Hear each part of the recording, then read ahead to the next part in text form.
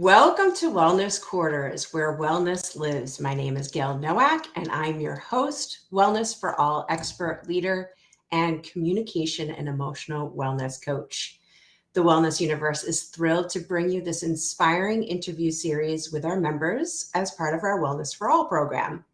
We bring experiences like this to you because we believe happy, healthy, and healed humans lead to peace globally. Join us here on the second Tuesday of each month at 5 p.m. Eastern and the fourth Wednesday at 3 p.m. Eastern for a 15-minute session filled with insightful interviews and practical wellness tips from top professionals in the wellness universe. Whether you're seeking inspiration or actionable advice to enhance your well-being, Wellness Quarters is your go-to destination for support on your journey to a healthier, happier life. This pay what you can donation-based program is supported by generous viewers like you.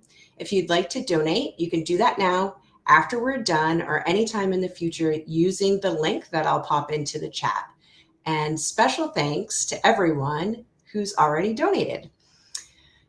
Also, at the end of the show, you'll see a pop-up to leave a rating and review. We are so grateful for yours because it helps Wellness Quarters reach more people seeking tools and practices to optimize their well-being. So today we are speaking with David McLeod about uncovering what you truly seek. David is a certified master life coach, an ordained minister with a PhD in metaphysical sciences and a Doctor of Divinity in holistic personal coaching. He creates and shares powerful life mastery tools that enable men and women to transcend triggers, challenges, and obstacles so that they can express and experience the fullness of who they really are and manifest truly magnificent and fulfilling lives. Welcome, David. Well, hello there, Gayle. I'd like to meet that guy you were talking about. He's right here. It's so good to have you on the show. Yeah, thank you. I'm delighted to be here. And it's great to see so many people here for the live presentation, too. I know. I love this. Yeah, and so if you have questions or anything, feel free to post them in the chat. But I have some questions for you, David. And let's start off with, in your opinion, what are some common misconceptions people have about what they're truly searching for? Yeah, that's a great question. I think many people tend to be looking outside themselves. I need more money. I need a bigger house. I need another car. I need 3 kids, a wife. I need these things in my life in order to be happy. And while there may be some degree of pleasure or even temporary happiness that derives from those things, ultimately, happiness doesn't come from those things at all. And what I have learned for myself is that this continual striving, searching, and chasing after things really turns out just to be a very tiring marathon that never seems to have an end. What I believe is if we really truly wish to be happy, we have to stop searching outside of ourselves and start looking within. That's where I would start. Yeah, that totally makes sense. I think, we're taught to kind of look outside ourselves for that fulfillment, and we don't necessarily know how to generate for that for ourselves as we go along in life. So how can we better understand our own desires? Well, that word desire is a great word. I've heard someone describe it as being desire, like coming from God. And I kind of like that in a way because it is really your spiritual essence that is calling to you. So if you can pay attention to what your heart and your soul is telling you, and start discerning it and distilling it and getting it down to a very, very fine image, rather than listening to what your mind is telling you about, hey, you got to do this, because if you don't do this, then people aren't going to like you, and this and that and the other thing. If you listen to that jibber jabber that's happening up here in the ego mind, you're not going to be able to hear the truth that's coming from the heart and soul. This is one of the big things that I talk about all the time is, it's fine to have an ego mind and to use it to help you navigate through the physical world. But when you become reliant on it, when it becomes your de facto, when it becomes the captain of your ship, basically what's happened is the rest of the crew has mutinied and the real captain has been thrown in the brig. That's kind of what has happened.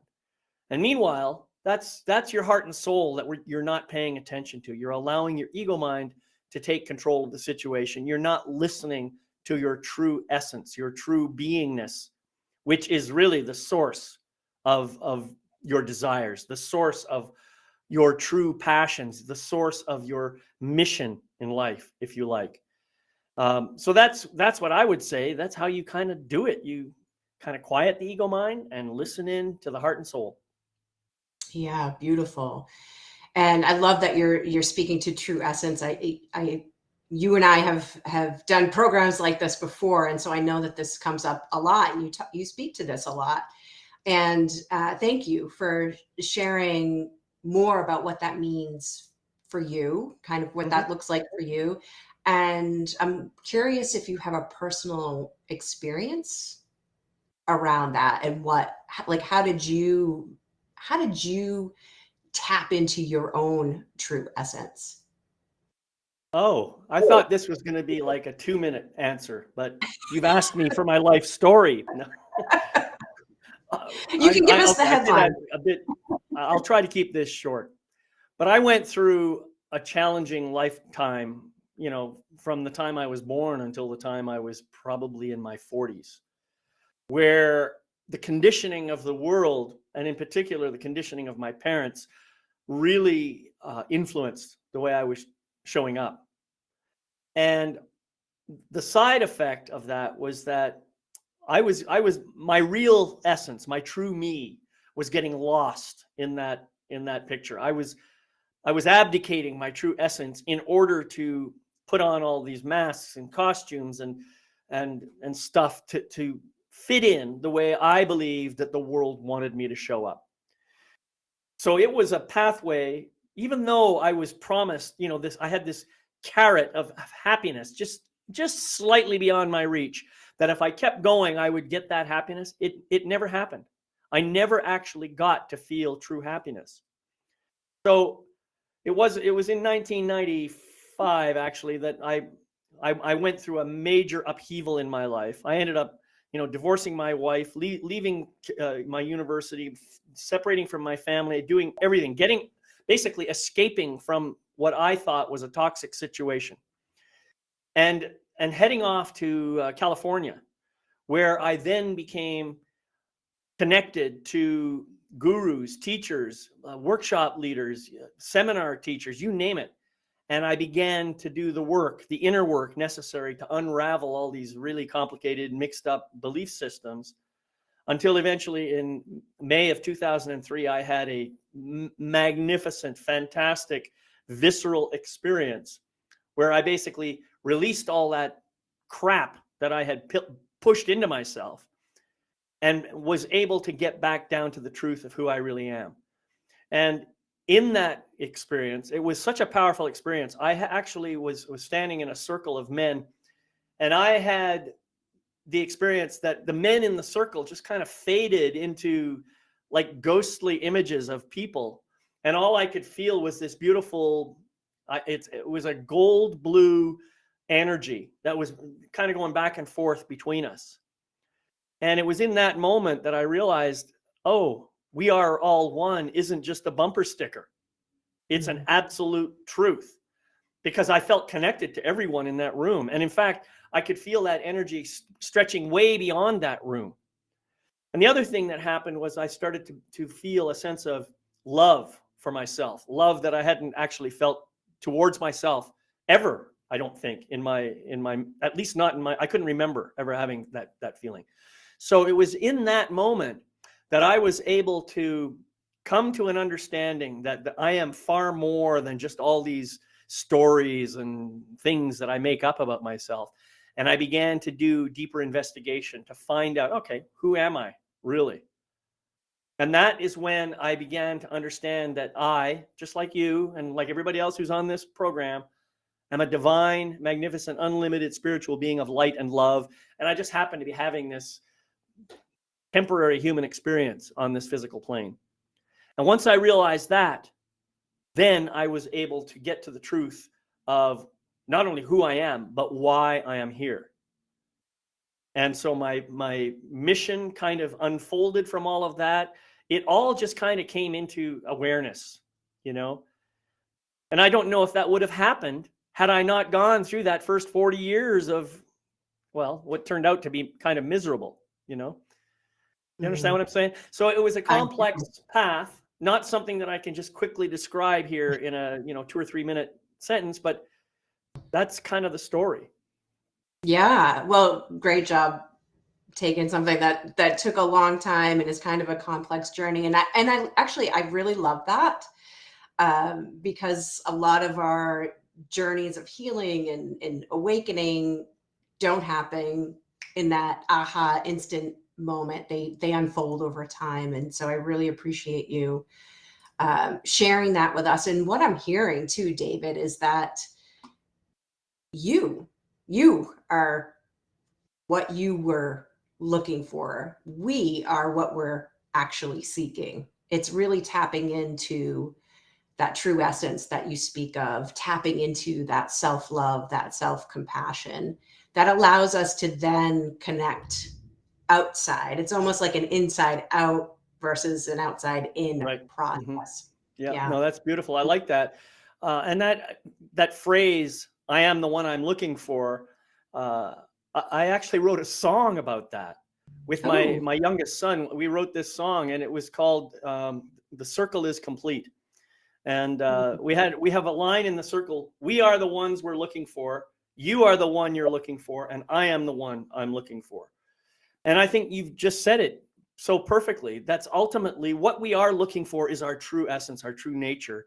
We just don't necessarily realize it. And the world at large, and our ego minds in particular, are probably going to keep finding ways to distract us away from that inner truth. So it really is, it is a work at, it's something that we have to keep doing. It's work, but it's the best kind of work there is. I totally agree with that. Yeah, it's a lifestyle, it's a practice, it's intentional, and it's so worth it.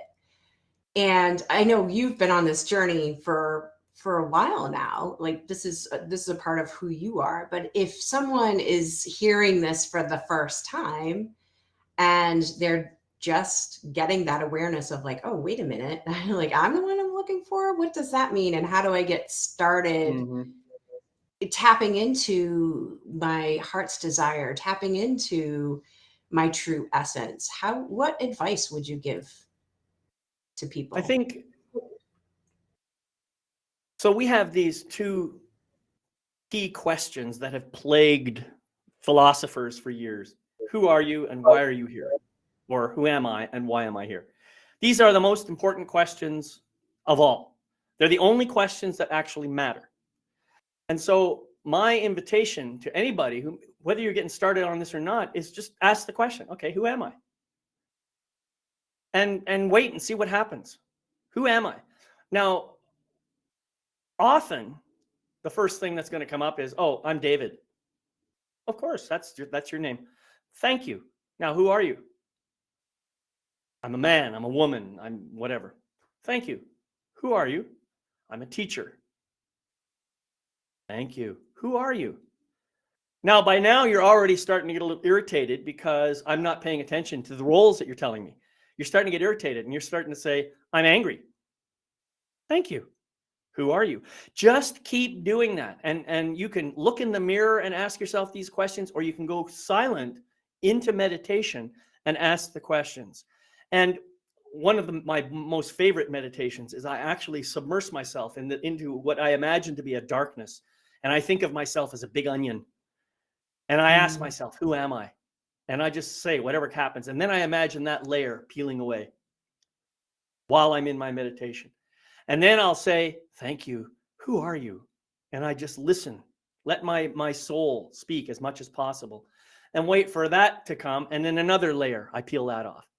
So you see what that's effectively what you're doing is you're peeling away all of the masks and the costumes that you've been wearing all your life in order to show up the way you imagine other people want you to be. And you're beginning to allow the true nugget, that true piece of gold, that true gem to show into the world. That's where your true light is going to come from. Awesome. I love how simple and yet deep and profound that exercise is. Thank you for sharing that with us. So how can people get in touch with you, David? I have a number of different ways for people to get in touch with me, and I didn't actually copy my link for this because I was busy doing something else. I know Anna's over there furiously looking for my profile link on the Wellness Universe, and she will drop it in the chat on my behalf because she's just that kind of an amazing woman. But that's one way to get a hold of me, and I've got other links that you can find through my Wellness Universe profile. Beautiful. Beautiful. Thank you so much for sharing time, space, and energy with us today. I feel like we could go on for quite a bit. And I want to thank everyone who's joining us live and watching the replay. Anna, thank you for being my wing woman with the information for the next episode, which will be taking place on Tuesday, October 8th at 5 p.m. Eastern Time with Linda Diefenbach for our conversation on breaking free from inner barriers. Until then, be well, everyone. Bye-bye.